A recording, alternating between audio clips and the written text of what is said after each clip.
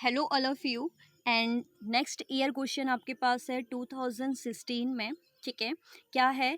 एक समांतर प्लेट संधारित्र जिसकी प्लेटों के बीच वायु भरी है। मतलब आपके पास क्या है, आपको पता है कि संधारित्र का अगर हम फिगर देखें तो संधारित्र के फिगर के अकॉर्डिंग आपके पास टू प्लेट्स होती हैं, then positive and then negative. इसको हम कनेक्ट करते हैं किसी इलेक्ट्रिक सोर्स से और इसको कनेक्टेड कर देते हैं अर्थ से। तो इसके बीच में आपसे कह रहा है क्या है? एयर है। ठीक है, की धारिता 12 पिकोफैरेड है। मतलब अब इस प्लेट के बीच की जो धारिता है, धारिता का मतलब हो गया सी जो है वो कितना है? 12 पिकोफैरेड। पहले सबसे पहले न्यूमेरिकल को करने से पहले गिवन वैल्यूज को लिखते हैं हम। ठीक है, इसके बाद कहा गया है कि संधारित्र की धारिता क्या होगी यदि उसकी प्लेटों के बीच की दूरी को आधा कर दिया जाए और उनके बीच के स्थान ऐसे पदार्थ से भर दिया जाए जिसका परावैद्युतांक 6 हो। तो परावैद्युतांक 6 यानी कि के आपको दिया है 6 और न्यू संधारित्र की धारिता। मतलब कंडीशन क्या है? जब यहाँ पर वायु है तो उस कंडीशन में तो इसकी धारिता कितनी आई है? 12 पिकोफैरेड।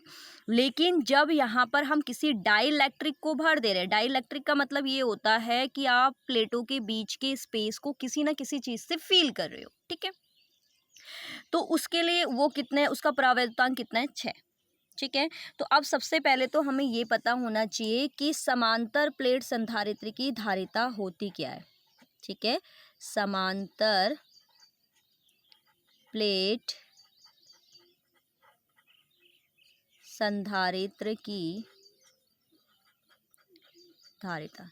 तो समांतर प्लेट संधारित्र की धारिता क्या होती है? C is equals to epsilon naught A over D. ये एक्सपेंशन हमने फाइंड कर रखा है। ठीक है, तो फर्स्ट के अकॉर्डिंग ये हमें किसके इक्वल दिया है? 12।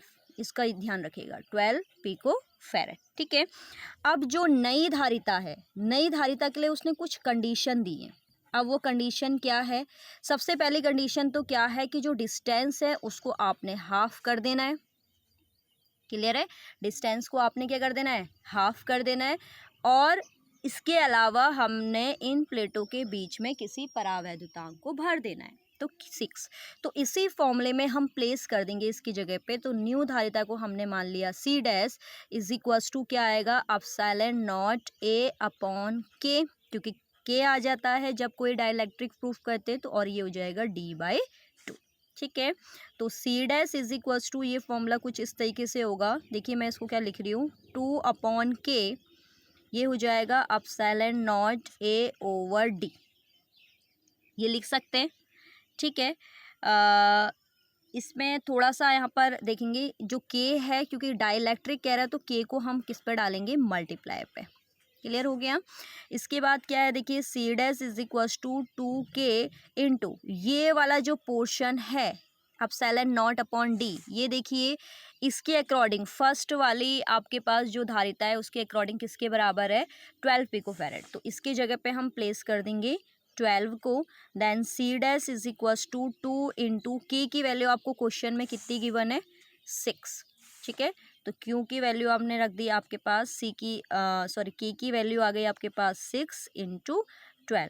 Then C dash is equals to आपके पास क्या आएगा? देखिए 6 टू जा 12 एंड 12 की अगर मल्टीप्लाई करें तो कितना आता है? 144 पिको फैरेड। तो इट मीन्स इसकी जो न्यू धारिता होगी हमारी वो कितनी होगी? 144 पिको फैरेड। तो ये यूनिट लगाना कंपलसरी है। मैंने ये बहुत बार आपका हर वीडियो में आपको बताया गया है कि बिना यूनिट के आपका जो न्यूमेरिकल होता है वो इनकम्प्लीट माना जाता है। ठीक है, तो आई होप आपको ये न्यूमेरिकल समझ में आया होगा। सिंपली हमने एक्सपेंशन लिखा जो आपके पास संधारित्र की धारिता का एक्सपेंशन होता है, और ये 12 पिकोफैरेड दिया है। उसके बाद इसी फॉर्मूले में कुछ कंडीशन थी कि एक डाइलेक्ट्रिक था और डिस्टेंस को हाफ करना था। तो उसको सॉल्व करने के बाद यहाँ पर अपसाइलन नॉट AD आया, जिसके अकॉर्डिंग हमने इसको क्या रख दिया? 12 रख दिया। ओके, तो आई होप आपको ये न्यूमेरिकल समझ में आया होगा।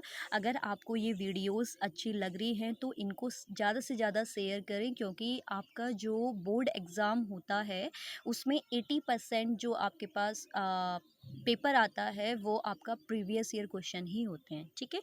तो इनसे इन्हीं या तो आपके डिजिट चेंज की जाएगी, या आपका क्या है डिक्टो आपका यही क्वेश्चन आ सकता है, ठीक है। तो मिलते हैं नेक्स्ट लेक्चर में, तब तक के लिए बाय बाय।